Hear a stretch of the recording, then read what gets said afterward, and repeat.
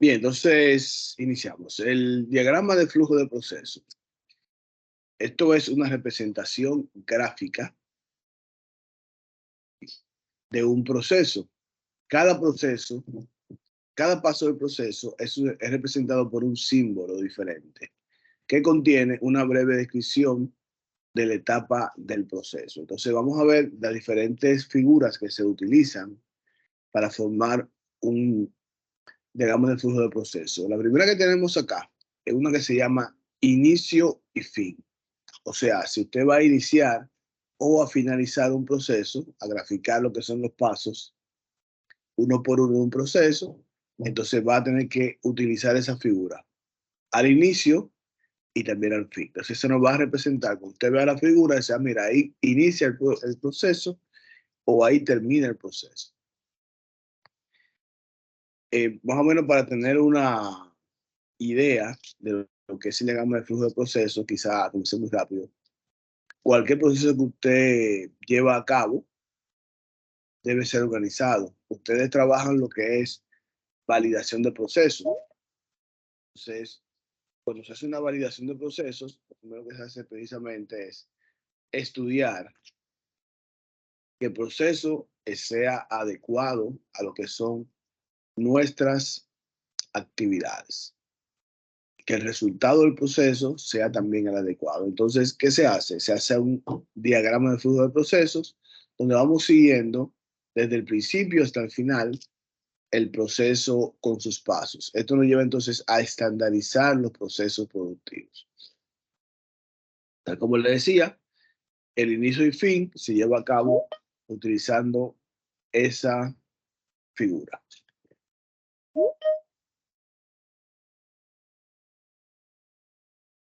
La segunda figura es precisamente la figura de proceso, o sea, indica todas las acciones a realizarse. Cuando hablamos de proceso, son actividades puntuales.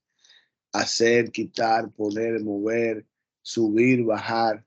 Todas esas son actividades que se van a ver reflejadas con la figura del proceso. Eso no indica que si al principio del proceso hay cualquier cosa, siempre iniciará con la figura de inicio y fin.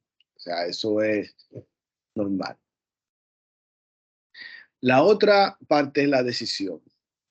Representa las comparaciones de dos o más valores. Tiene dos salidas de información. Verdadero, sí, o falso, no. Sencillo. Usted va a tener entonces una pregunta en esa parte que se va a contestar con sí o se va a contestar con no. Entonces, supongamos, vamos a poner dos preguntas. Una que se contesta con sí y no y otra pregunta que es prácticamente la misma, pero que no va a poderse realizar bajo ese concepto. Dígame, Yadelin.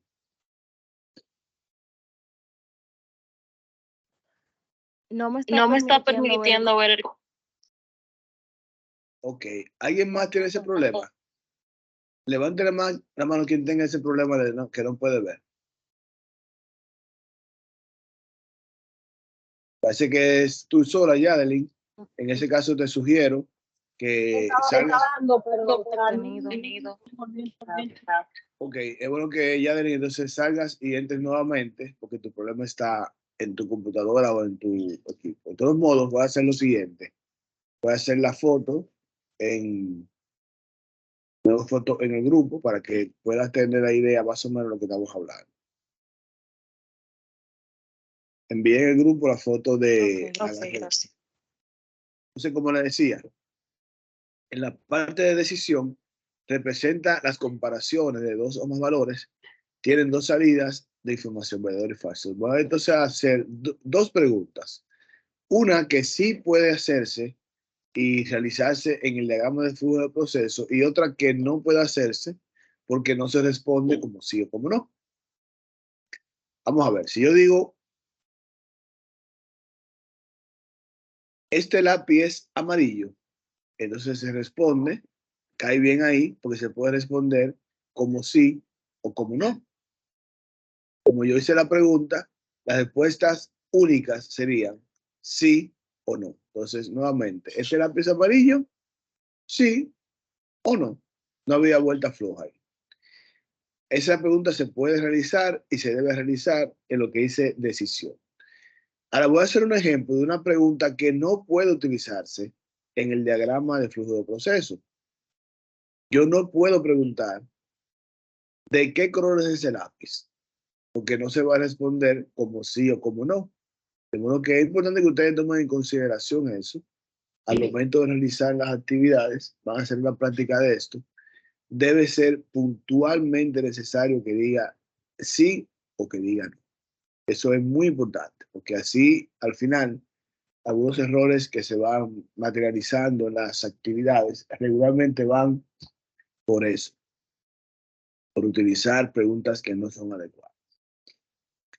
La otra condición que tenemos en el diagrama de flujo de proceso es el llamado retraso. Indica los retrasos obligatorios de un proceso.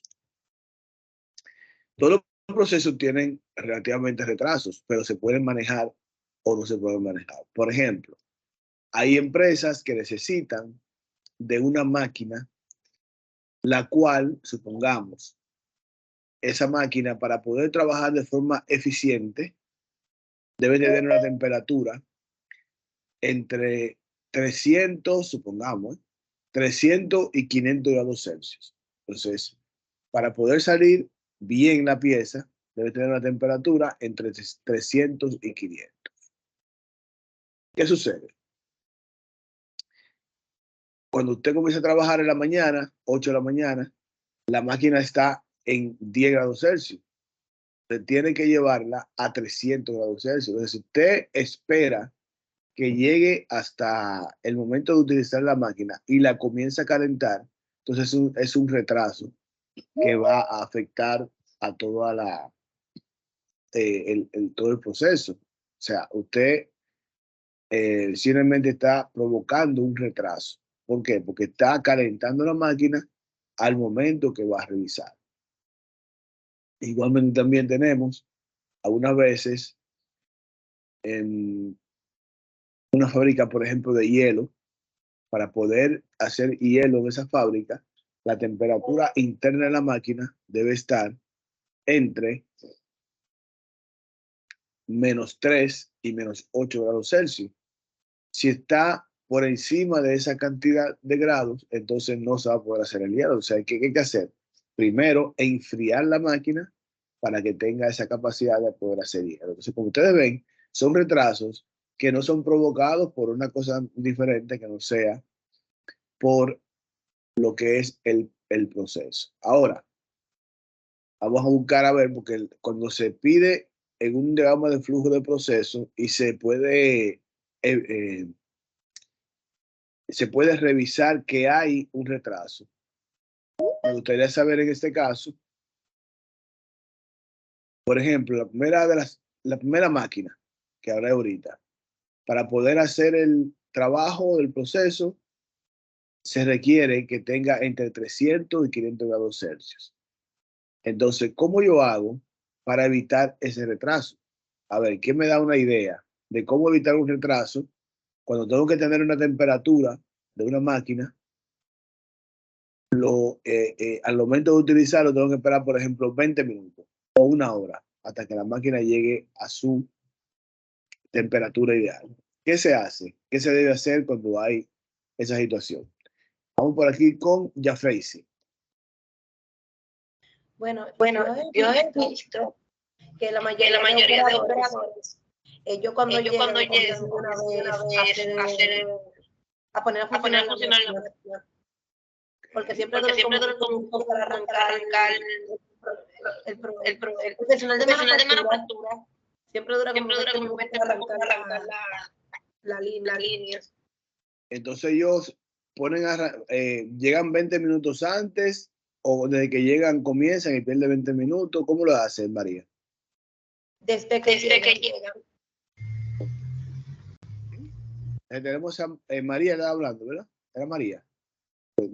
Me parece la mano levantada. De acuerdo con mi compañera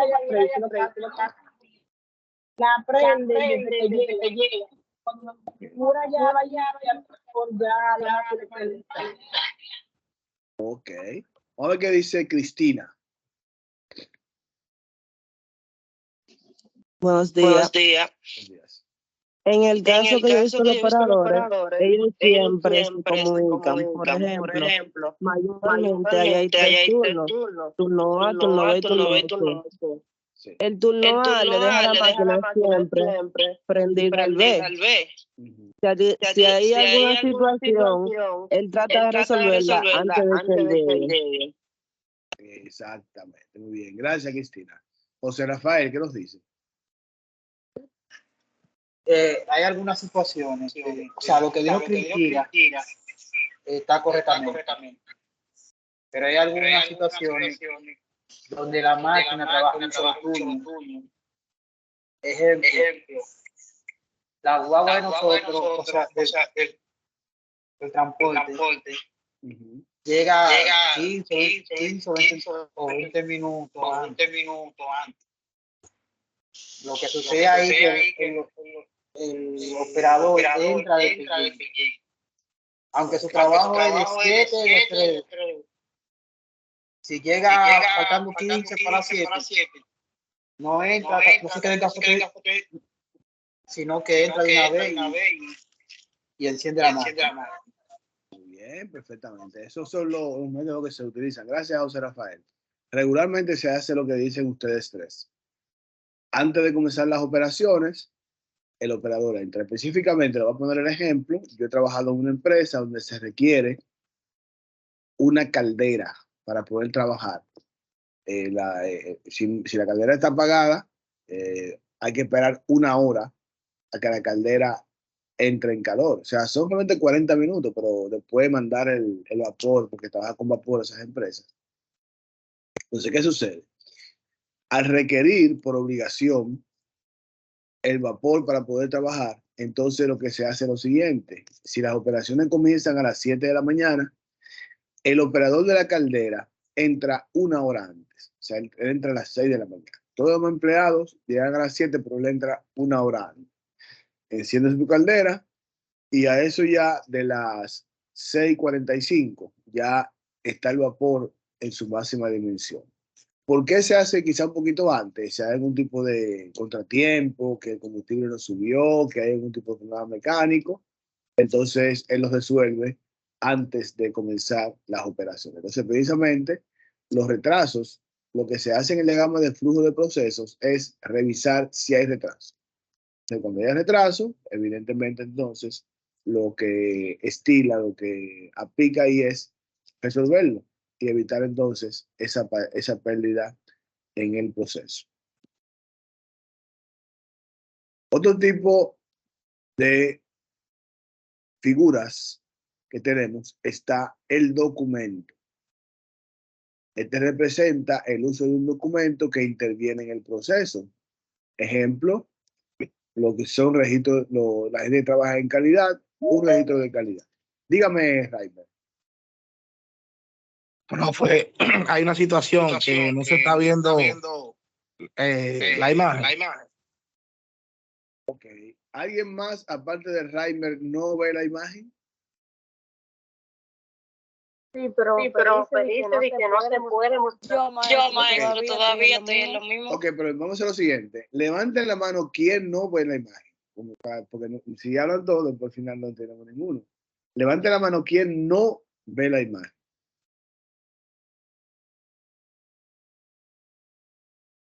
Ok, solamente, de acuerdo a eso, solamente 2 personas tienen ese problema. Por eso les sugiero a esas 2 personas, 3 personas, que por favor revisen su conexión, porque los demás sí están viéndolo. De todos modos, voy a hacerle igualmente que hice ahorita una foto para que me dé seguimiento ya por lo que es el WhatsApp. Pero lo que tiene problemas que no ven la imagen es ya su conectividad. Entonces, la primera imagen que vemos acá es la parte de documento. Representa el uso de un documento que interviene en el proceso. A mí lo que me dice es que es posible que no tenga permiso para ver el contenido. Entonces tiene que otra vez salir y entrar, en ese caso. Bien, entonces vamos a ver. El documento representa el uso de un documento que interviene en el proceso. Por ejemplo, tenemos acá un registro de calidad. Es un documento que es básico para poder comenzar y trabajar en esto. Una especificación del producto. Lo que también es, aparte de la especificación del registro de calidad, por ejemplo, una instrucción de trabajo, también posiblemente sea necesario para poder realizar el proceso. Todo documento que tengan intervención a nivel general, se requiere entonces que ellos tengan, en este caso, una presencia y entonces se marca como un documento. Otro asunto también tenemos el almacenamiento interno. En ese sentido se refiere a los artículos o informaciones a almacenarse de forma temporal en el proceso. ¿Qué sucede? Vamos a poner el ejemplo de una empresa que fabrica mesas. Entonces su labor es hacer mesas, muchas mesas. Pero hay un departamento que es el que corta, vamos a poner el proceso completo. El departamento que corta las piezas para hacer la mesa. Es un departamento. Después de que se corta, se pasa a otro departamento que une las piezas de forma correcta. Después, el próximo departamento lo que hace es que elija todas las partes, para que queden bien lisitas. La siguiente parte es la parte de pintura, otro departamento. Entonces, ¿qué sucede? Supongamos 5 de la tarde, terminó la hora de la empresa completa. Trabaja, por ejemplo, de 8 a 5. A las 5 de la tarde, vamos a tener entonces mesas que están, piezas de madera cortada por el departamento de corte, que están frente al departamento que hace el arma. También piezas que ya están armadas, que están frente al departamento que va a hacer el lijado. Después, piezas lijadas que van a estar frente al departamento de pintura. Como ustedes ven, son parte de la producción que van a quedarse para el día siguiente, desde que llegan los empleados de una vez, comienzan a trabajar con lo que está pendiente. En muchas empresas eso es normal. En otras empresas está prohibido por el asunto de evitar algún tipo de contaminación, algún tipo de cosas que no se mencionan. En el caso de ustedes, vamos a ver, ustedes pueden dejar producción intermedia entre un departamento y otro, o tienen que terminar todo de comenzar. ¿Quién le da la respuesta, por favor? ¿Quién levanta la mano? Ok, Cristina, en su caso, ¿cómo se hace? En el caso de nosotros sí, porque nosotros tenemos un ensamble y líneas finales.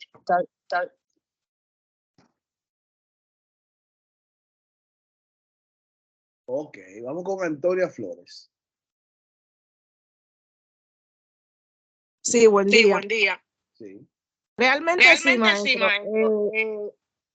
Ahora mismo en DPT, por ejemplo, se está cogiendo lo que son orden consecutiva. Un ejemplo, que nosotros le dejamos pieza al turno, el turno B le deja pieza al turno 6 y el C le deja a la.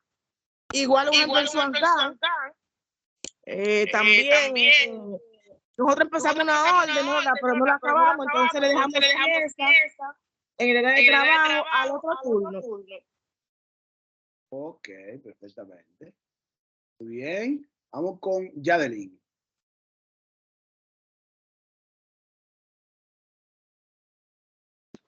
Eso es justo lo que yo iba a decir, maestro, que en DPT se hace lo que es una corrida continua. Ok. O sea que pueden dejar piezas para el próximo día. Ok, Lisa. ¿Qué dice Lisa? Buen día. Prácticamente lo mismo, porque a veces las órdenes son bastante largas, sea de 5.000, 5.040. Nosotros le hacemos lo más que se hace y le dejamos el restante al otro turno. Ok, bien. Cristina, ¿qué nos dice Cristina? Pero en este caso, nosotros vamos haciendo órdenes. que son continuaciones el mismo día. Ahora bien, DPT viene siendo un subensamble de líneas lineales que pueden manufacturar muchos DPT y tenerlo en el almacén para cuando la línea final lo vaya a utilizar, ellos lo puedan tener ahí. Entiendo perfectamente. Muy bien. Amaury, ¿qué nos dice? Buen día. Oh, yes. Sí, yo trabajaba en Suazo y allá es pendiente, espacio que había realmente en la zona. O sea, el proceso puede estar pendiente para el cierre. O sea, ya para la calidad cierre la como turno. Pero se puede al pendiente para el próximo. Ok, bien, como ustedes ven, entonces es común, corriente, por lo menos una de sus líneas, que se realice el almacenamiento interno. Hay empresas que no lo permiten para nada, porque dicen que puede haber contaminación, que puede tal cosa, y no lo hacen. Pero esa empresa veo que sí. Otro aspecto es la operación manual. Cuando el proceso es automático, casi en su totalidad, se deben señalar los procesos manuales. Entonces, pongamos el caso de que ustedes trabajan en una empresa embotelladora de agua. Los procesos son prácticamente todos automáticos. Y no le ponen la mano nada a nadie. Primero comienza con la formadora de las botellas. Las botellas llegan chiquiticas, sí. Se mete aire caliente, se moldean y se van al próximo proceso. Luego, eso es una máquina que lo hace. O sea, se moldea en la máquina misma. Luego, el siguiente paso es meterle el agua dentro de la botella. También es totalmente automático. O sea, no hay forma de que no sea automático. Luego, el siguiente proceso consiste en colocar la tapita a lo que es la botella. El siguiente proceso, entonces, sería ponerle la etiqueta. Y el siguiente sería, en este caso, empacar. ¿Qué sucede? Algunas veces las empresas, cuando, por ejemplo, ustedes han ido a Helados Bon y han comprado una botellita de agua y dice, y si se fijan, dice, producido por Planeta Azul para Helados Bon. O sea, Helados Bon no produjo esa agua, sin embargo la etiqueta dice Helados Bon. Cuando le toca poner esa etiqueta, se hace de forma manual. Todo el proceso de la empresa es automático, menos esa parte que es manual. Amaury, dígame, ¿tiene que decir algo? No, disculpe. Ok, María Díaz, dígame.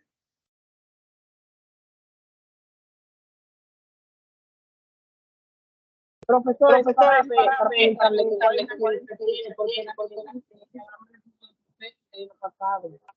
este documento. Perdón, no entendí. Repito otra vez, que no se escuchó nada. Que dice, porque nada más me parece manual.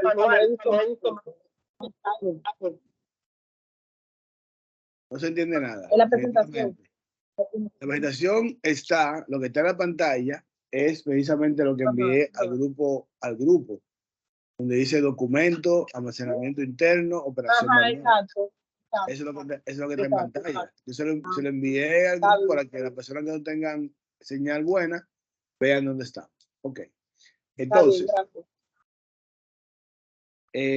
vamos entonces por acá. Ya vimos entonces lo que son las figuras. Pero a nivel general, las figuras que vamos a utilizar y que se usan regularmente son las primeras tres.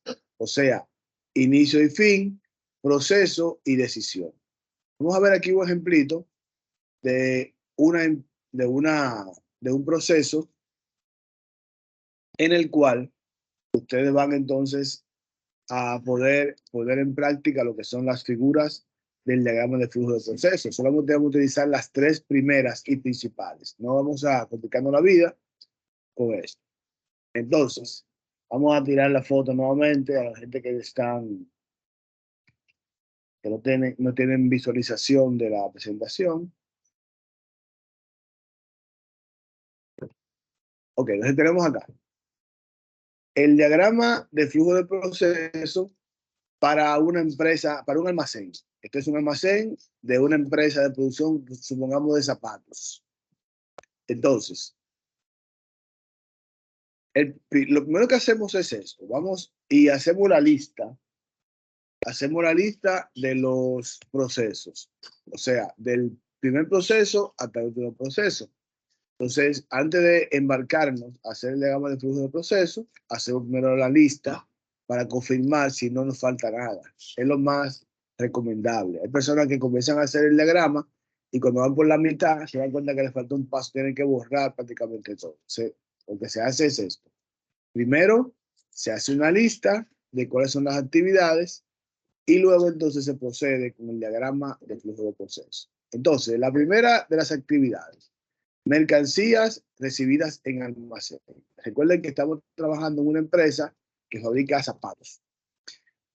La empresa entonces, el departamento de almacén, recibe la mercancía. Puede ser, por ejemplo, pegamento, cola, como se llama normalmente.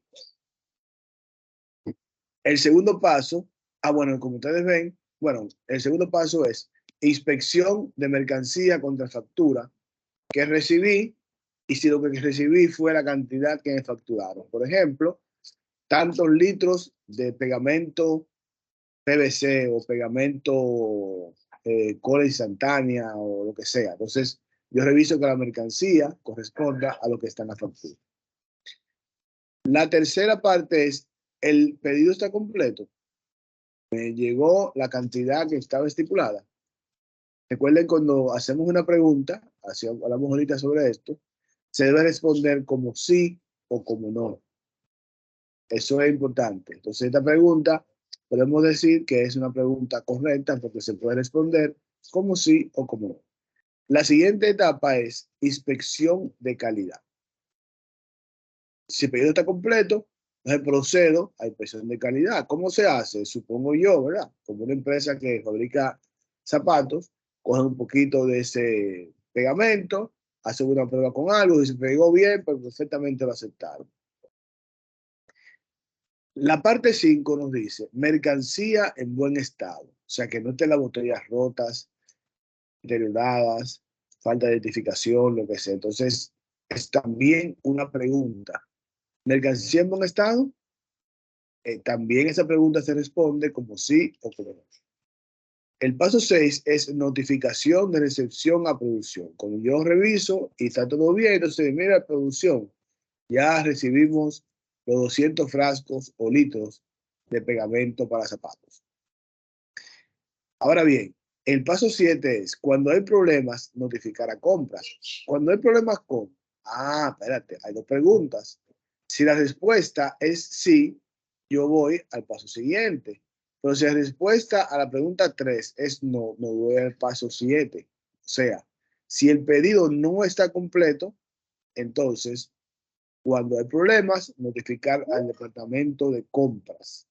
Es la diferencia, ¿verdad? Cuando es sí, simplemente me voy al siguiente proceso, pero cuando es no, tengo que buscar la forma de poder responder a esa pregunta. También, igualmente, el paso 5 nos dice, mercancía en buen estado. Si es sí, me voy al siguiente paso, que es notificar a producción.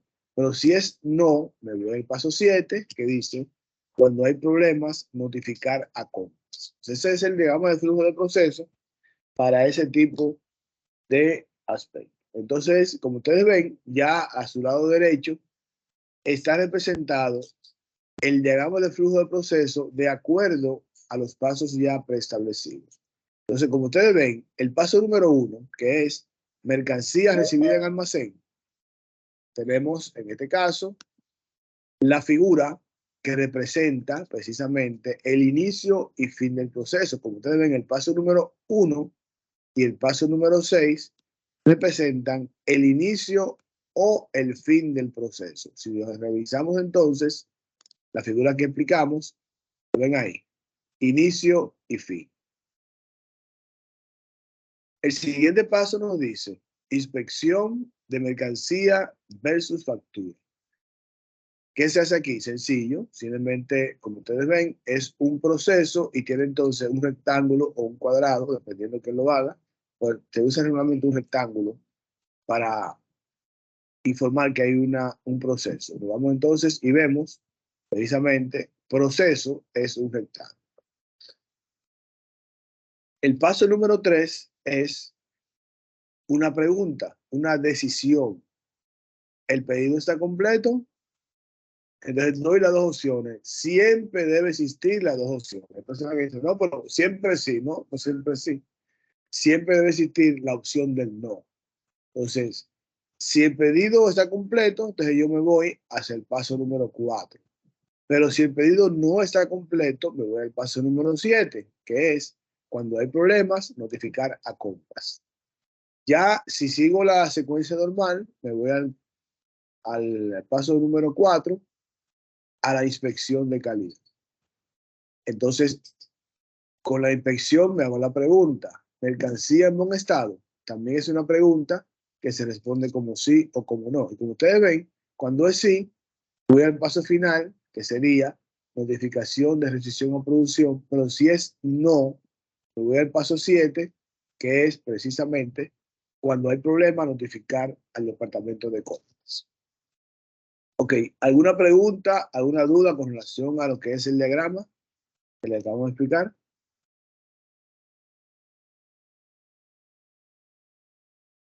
No, ninguna duda. Ok, vamos entonces a seguir.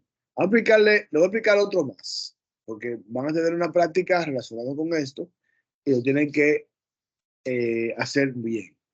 Primero, tenemos entonces ahora otro caso. Es un conductor, en este caso un servicio. Anteriormente puse lo que es un proceso de una empresa de producción. En este caso produce servicios. El diagrama de flujo de procesos, y en este caso sería un conductor que hace servicio de transporte entre el 12 de Jaina y San Cristóbal, supongamos.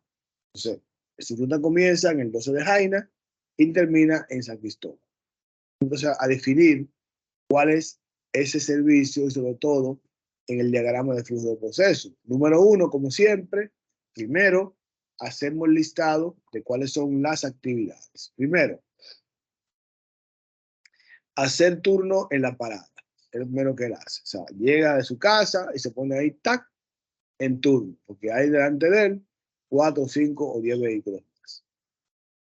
Entonces, como ustedes ven, la figura que se utiliza como es la primera actividad, se utiliza entonces la figura de inicio-fin, que ustedes ven acá en el diagrama, se especifica que el inicio y fin es ese tipo de figura. La siguiente parte es montar pasajeros.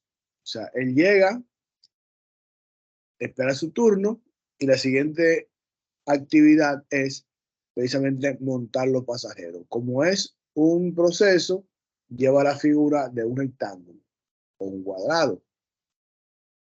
Luego, viene la pregunta. ¿Se completó, falta un acentico ahí, se completó la capacidad del vehículo? Si es sí, entonces iniciar el recorrido. Entonces esa pregunta se responde como sí o como no. Pero si la respuesta a esa pregunta se completó la capacidad del vehículo es no, entonces pasa al número 7A. Esperar que se complete el vehículo. Sencillo, ¿verdad? Entonces tenemos entonces una respuesta a ese proceso de forma puntual. Luego entonces iniciar el recorrido cuando está ya completo. A continuación viene otra pregunta. ¿Los pasajeros pagaron?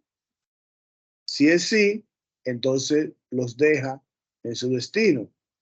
Si es no, entonces se va al 7B, que sería cobrar a todos los pasajeros. O sea, los pasajeros no se pueden quedar antes de pagar, que realmente de eso viven las personas de transporte. Como ustedes ven, ese diagrama de flujo de proceso se realiza basado en lo que son las actividades propias de un conductor de autobús, desde lo que es el 9 hasta lo que es San Cristóbal.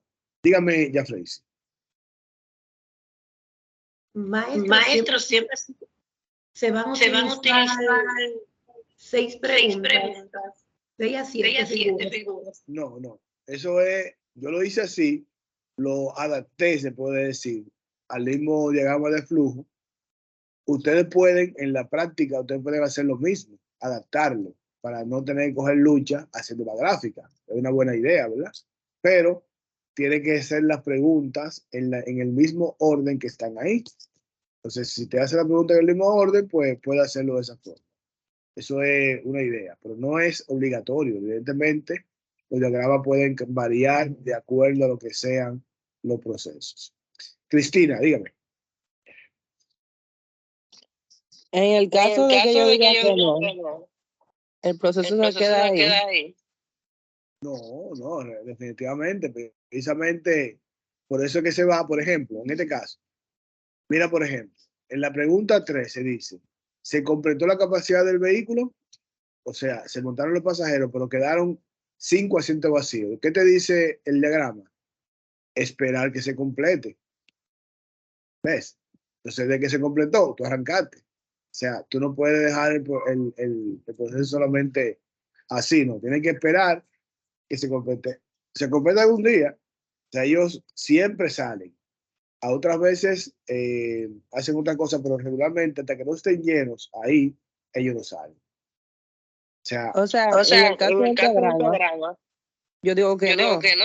Me envía la respuesta número 7.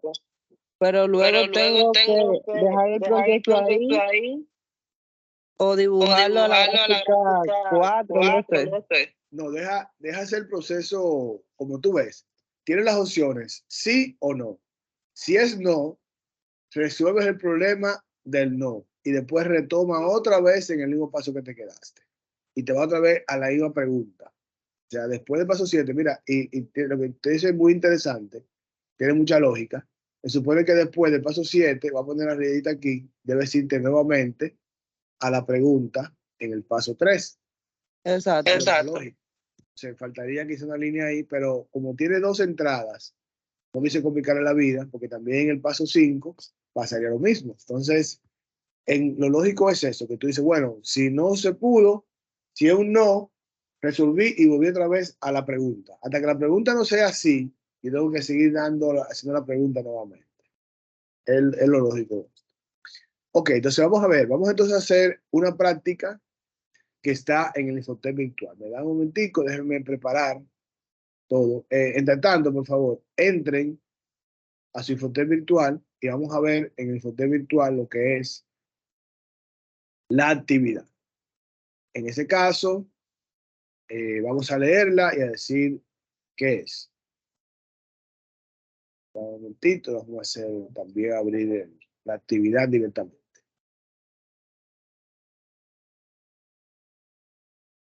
Entonces, como ustedes ven, son los diagramas del flujo del proceso, las figuras.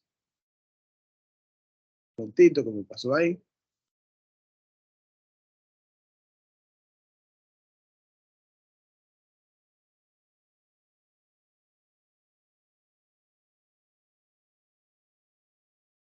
Ok, un momentito.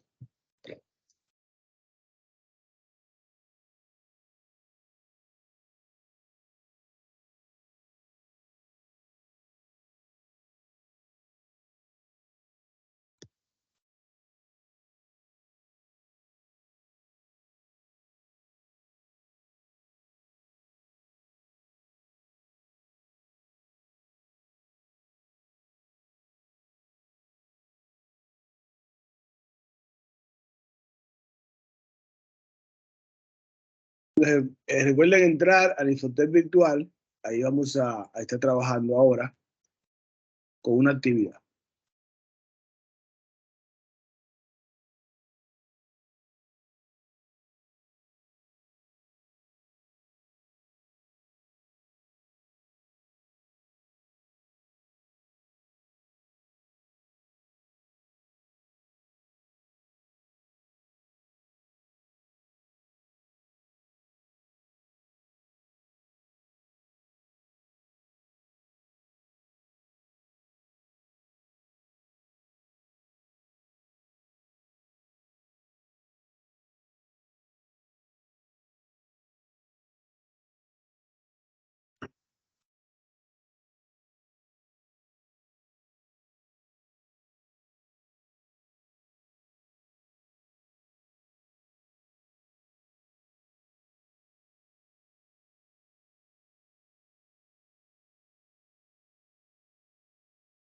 Ok, pues ya yo entré. Déjeme ahora mostrarle dónde está la actividad.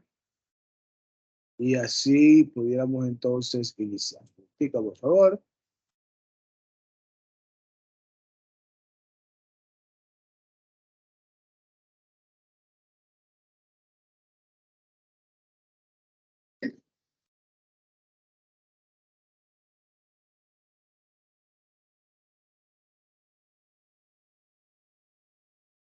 Un momentico, que levantó la mano. A Maurice, dígame. Sí, profesor. Recuerde terminar otro ejemplo, por favor.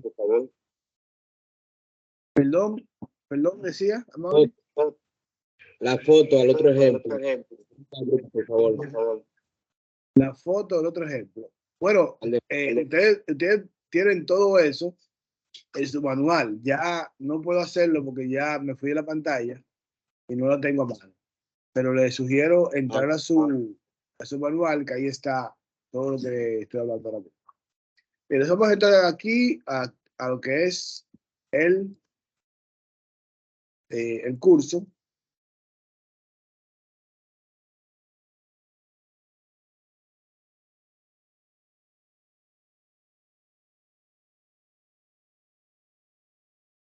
Vamos a poner como estudiante y así todos estaremos amarrados.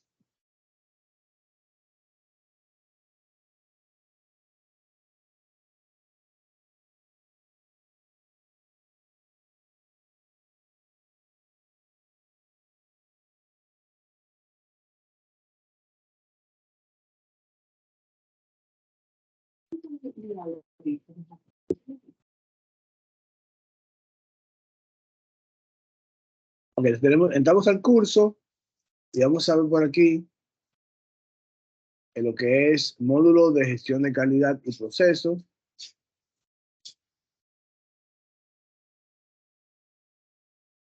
Buscamos la actividad.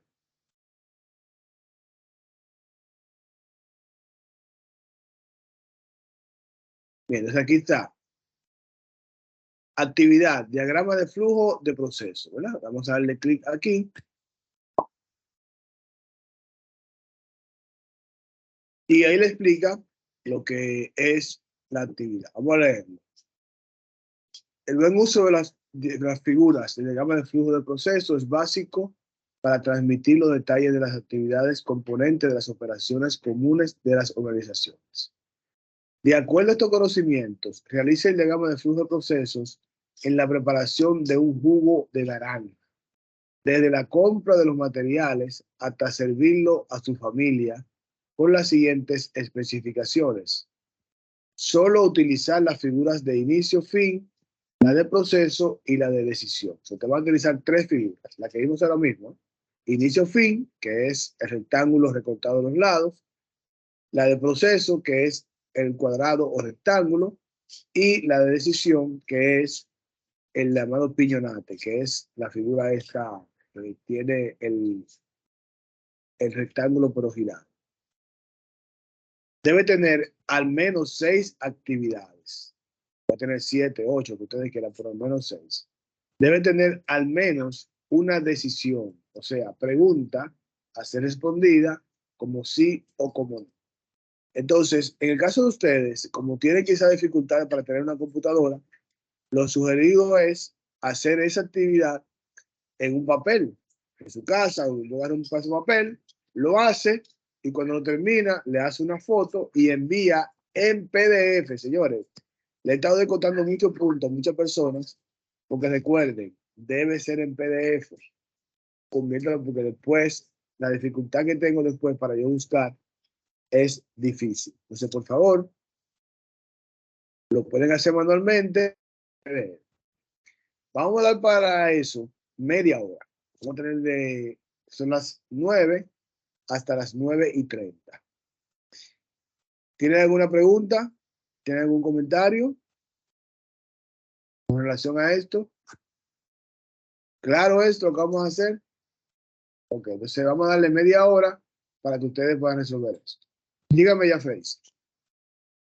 Maestro, yo tengo que seguir el orden de No, no. Usted dice ahí, usted va a hacer su figura. Lo que sí tiene que seguir la metodología del ejemplo. La metodología dice primero hacer los pasos del 1 al 6, 1 al 7, 1 al 8, 1 al 9. Usted hace los pasos, lo escribe y después que lo tenga ya ordenado los pasos, procede a hacer la figura del proceso. ¿De acuerdo? En el ejemplo que usted puso, bueno, los dos, siempre puso la pregunta en el paso 3, 3 y 5. Yo lo puedo hacer más o menos. Usted puede hacerlo como usted quiera, en el segundo paso, en el cuarto, en el quinto, eso ya depende de usted.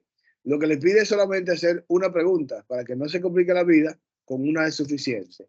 Si quiere colocarle dos, no hay problema, pero con una es más que suficiente. Pero después tiene que hacer la figura que corresponda a lo que usted escribió. Porque si le dejo trabajando hasta las 9:30.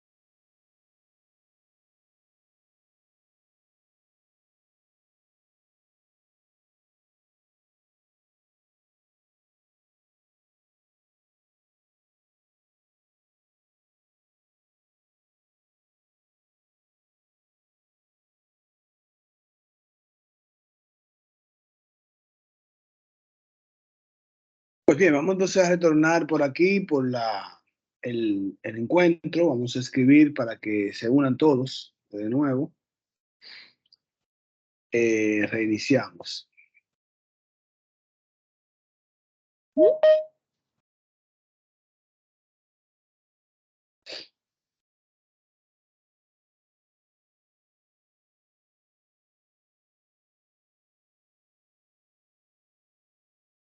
Los que tengan todavía pendiente terminar esa actividad que estamos viendo, lo pueden hacer después. Vamos a tomar ahora estos minutos para explicar el próximo tema.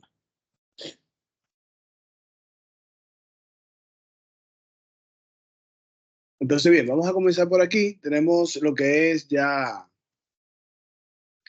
el diagrama de flujo de proceso. ¿Tuvieron algún tipo de dificultad? Vamos a ver, ¿quién levanta la mano? Con relación a la actividad, ¿hubo alguna dificultad? ¿Algo que no entendieron? ¿Se dieron cuenta después que estaban haciéndolo que era más difícil o más fácil? A ver, ¿qué me dice por aquí Lisa? Lisa, ¿hizo la actividad? ¿La subió? Lisa Campuzano. Sí. ¿Ya la subió? Sí, la hice, la subió. Perfectamente. Sí. Bien, bueno, entonces asumo, ya que todos los demás la subieron. No he revisado todavía, pero asumo que sí. Vamos a ver ahora lo que es la relación a la capacidad de producción. Es el máximo nivel de actividad que una organización de bienes o servicios puede gestionar en un periodo de tiempo determinado. O sea, cuánto yo puedo realizar como organización, como empresa, en una semana, un mes, un año, si tengo la capacidad de poder realizar las actividades que me pide mi cliente.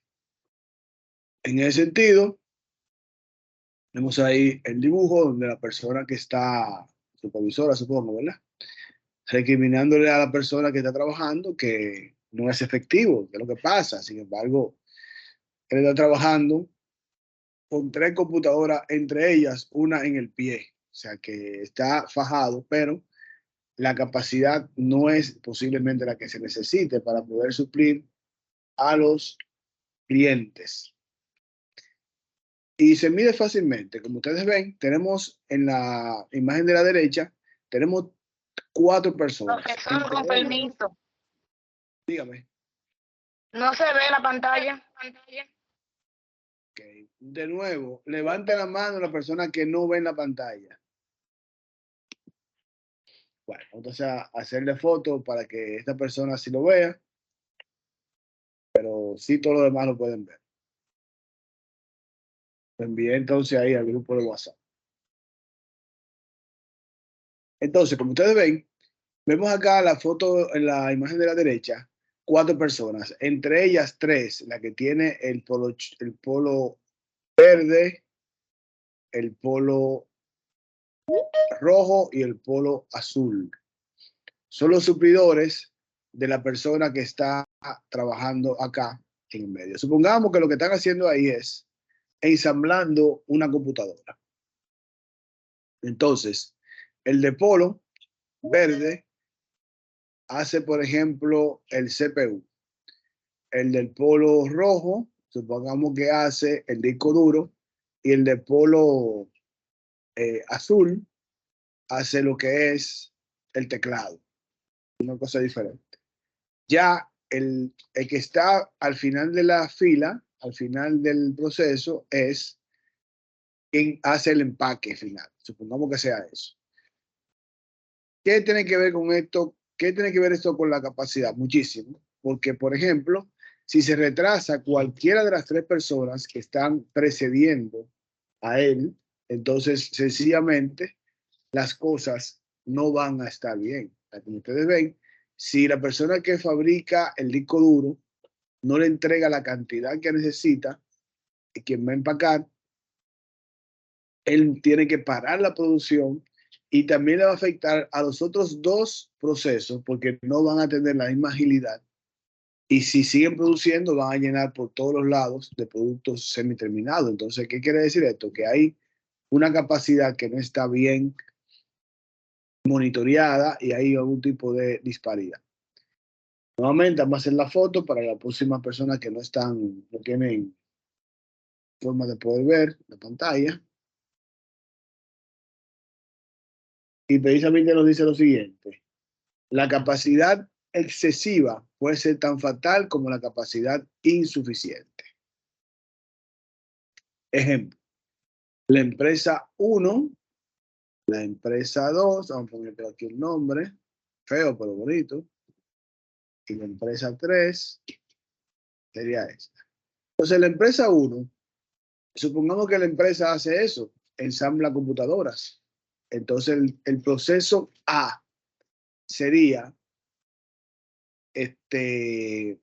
colocar lo que es la parte del disco duro,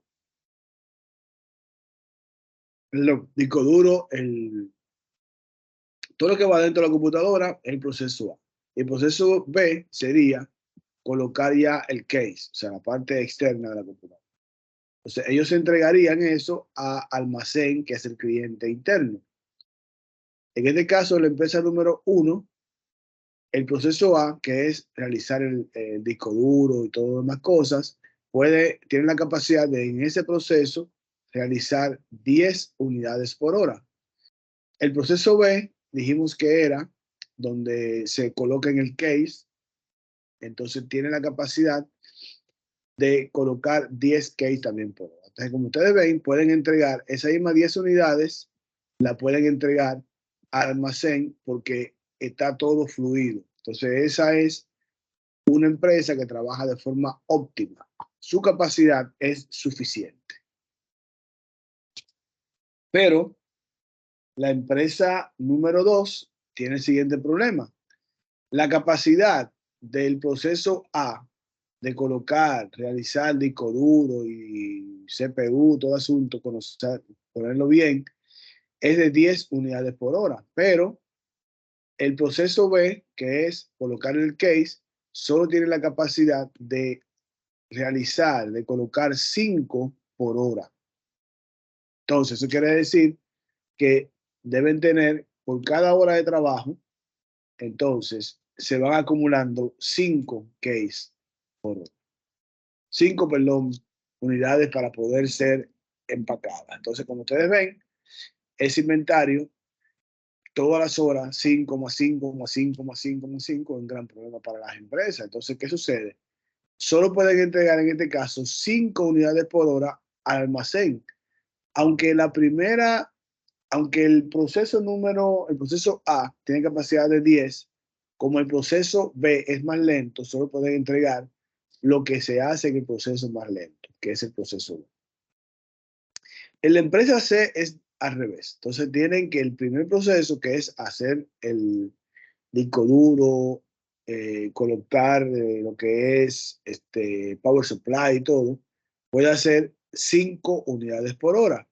Pero en el proceso B, que es colocarle lo que es el case, puede hacer 10 por hora. Como ustedes ven, aunque este proceso B en la empresa 3 tiene una buena capacidad, como viene limitado por solamente recibir 5 unidades por hora, al final solo puede entregarle 5 unidades por hora al cliente interno, en este caso sería el almacén.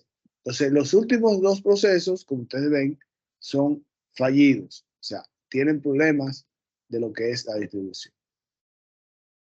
Eso tiene que ver mucho con lo que llamamos, en este caso, cuellos de botella. ¿Quién me dice, así a nivel general, viendo inclusive la gráfica, quién se atreve a darme una definición de lo que es un cuello de botella? Vamos a ver. Ya, Freisy.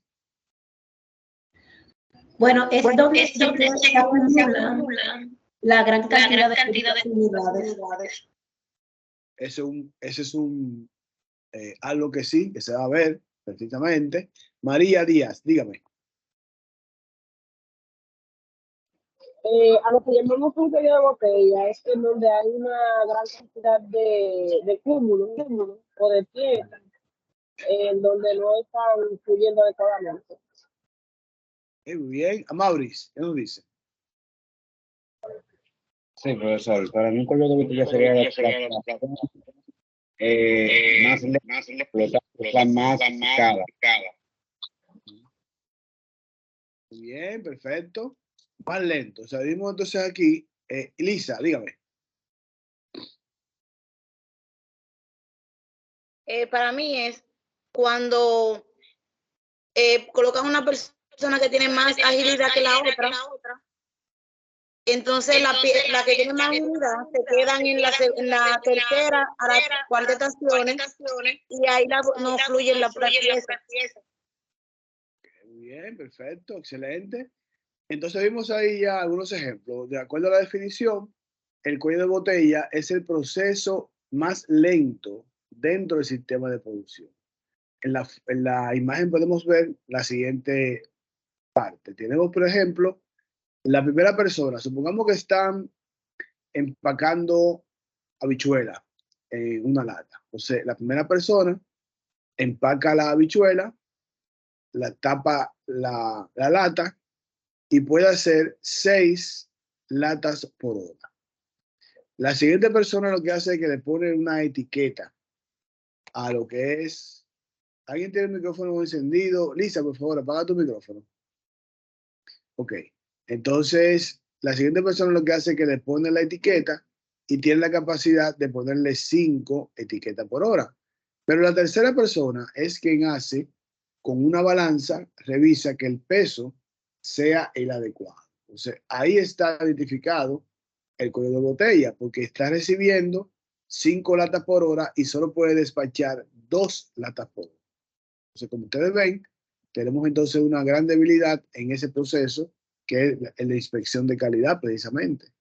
El inspector de calidad está revisando con una balanza si el peso es el adecuado. Entonces, ¿qué sucede? Él solo puede entregar al próximo proceso 2 unidades. La capacidad que tiene la persona que le va a poner, supongamos que eso sea la fecha de vencimiento o el número de lote, es de 6. Pero solo está recibiendo 2. Entonces, ¿qué sucede? Se pasa el día entero, como ustedes ven ahí, en la imagen, botezando, porque no tiene nada que hacer durante mucho tiempo en el día. Entonces, precisamente, ¿qué tenemos que hacer? Tratar, se identifica, después que hacemos, y todo viene como resumen, ¿verdad? Recuerda que hablamos ahorita del diagrama de flujo de procesos, se hace específicamente para detectar cuáles son los cuellos de botella que hay en un proceso. Entonces, si vemos ahí que es el problema de la medición de lo que es el peso de ese envase, pues entonces tenemos que ver cómo resolvemos ese cuello de botella. A ver, levantando la mano, ¿qué me dice? ¿Qué haría usted si usted fuera el gerente de esa empresa para resolver ese problema del cuello de botella en el proceso de inspección del peso de las latas? Ya Freisy, ¿qué nos dice? Yo diera la opinión de que pusiera otra persona. Dos personas que hagan esta operación. O sea, hacer una contratación de una persona extra para hacer eso. Ok, bueno, vamos a comenzar por ahí. Déjeme decirle que la última opción de las últimas sería contratar más personas. Y le voy a decir lo siguiente.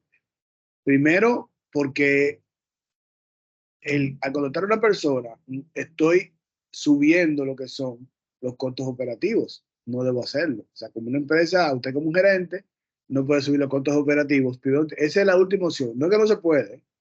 Es que tienen que agotar otras cosas más antes de llegar hasta ahí. ¿Por qué? Sencillo.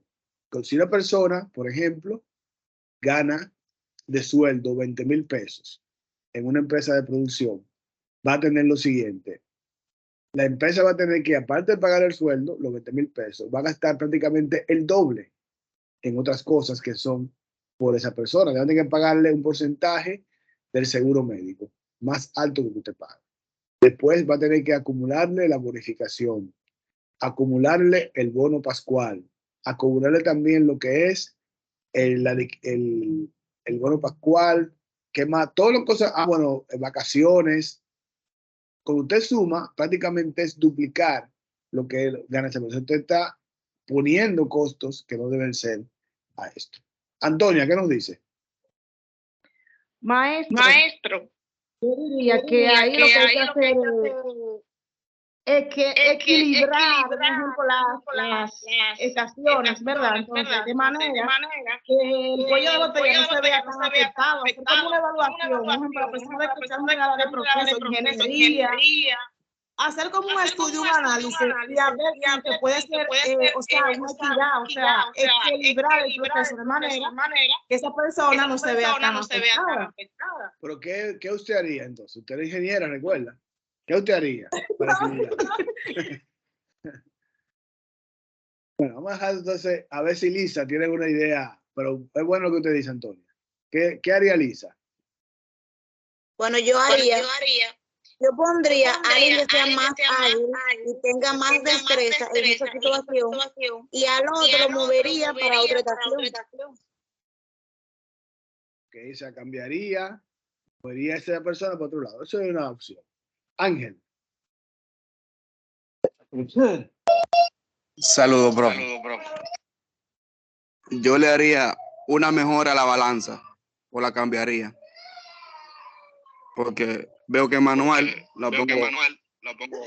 ¿Cómo así? Ok, eso es un buen punto. La balanza manual, ¿qué usted haría entonces para poderlo mejorar? La pongo de las que son digitales. Excelente, una buena opción. En vez de ser manual, digital. Entonces ahí tiene ya, perdón, la seguridad que puede manejarlo. Mariela, ¿qué nos dice? Maestro, yo uniría la operación 3 y 4. Bueno, eso es una opción, pero la uniría, o sea que las dos personas trabajarían en conjunto haciendo las dos cosas. Eso es una opción. No, maestro. ¿Cómo Dos así? personas, uno que estaría. Uno, esta balanza. Entonces va a ser peor, porque si se está retrasando demasiado con dos personas, si usted le quita uno va a ser peor todavía. Ahí se ve que va a haber un lío.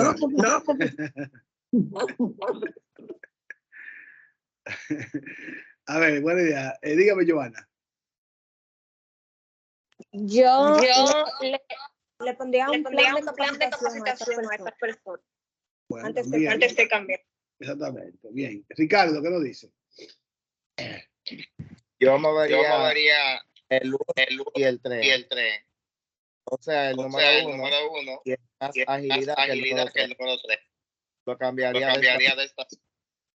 Bueno, entonces tú vas, en ese caso, si tú pones el 3 en la parte 1, va a comenzar entonces mal el proceso.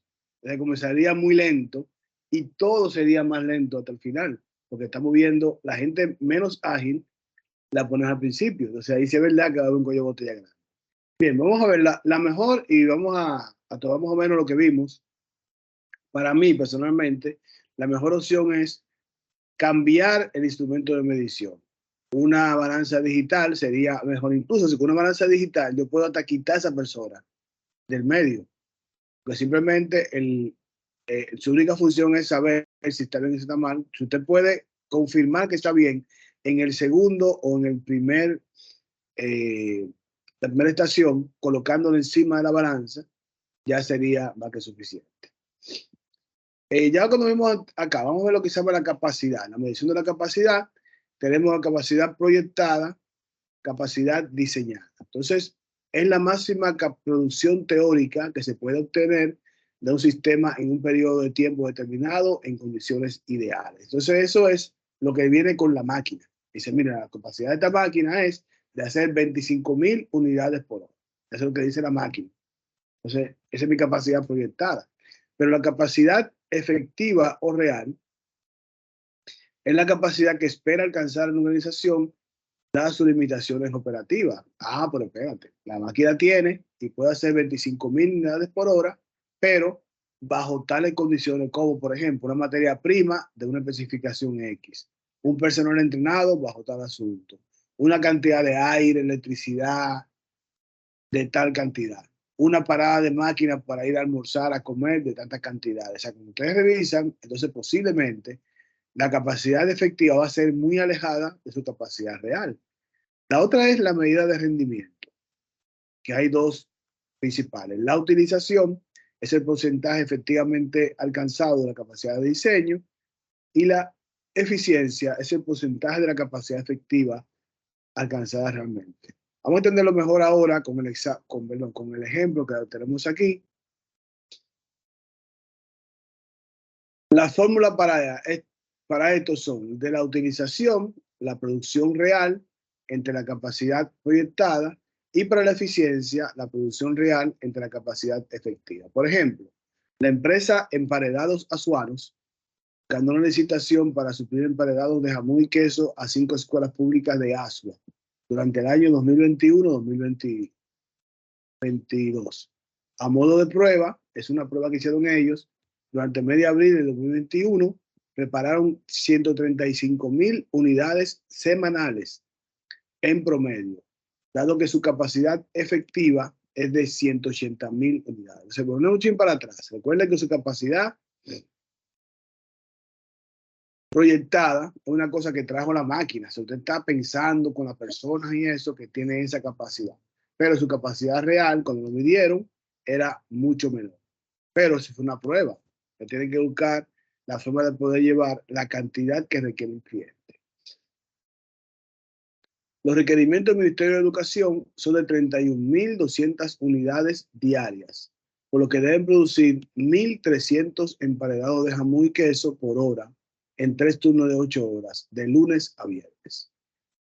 El cálculo de la capacidad proyectada y los porcentajes son los siguientes. La capacidad proyectada son 5 días, lo dijimos acá que son 5 días de lunes a viernes por 8 horas, por 3 turnos, por 1,300 emparedados por hora, que son lo que pide precisamente el ministerio.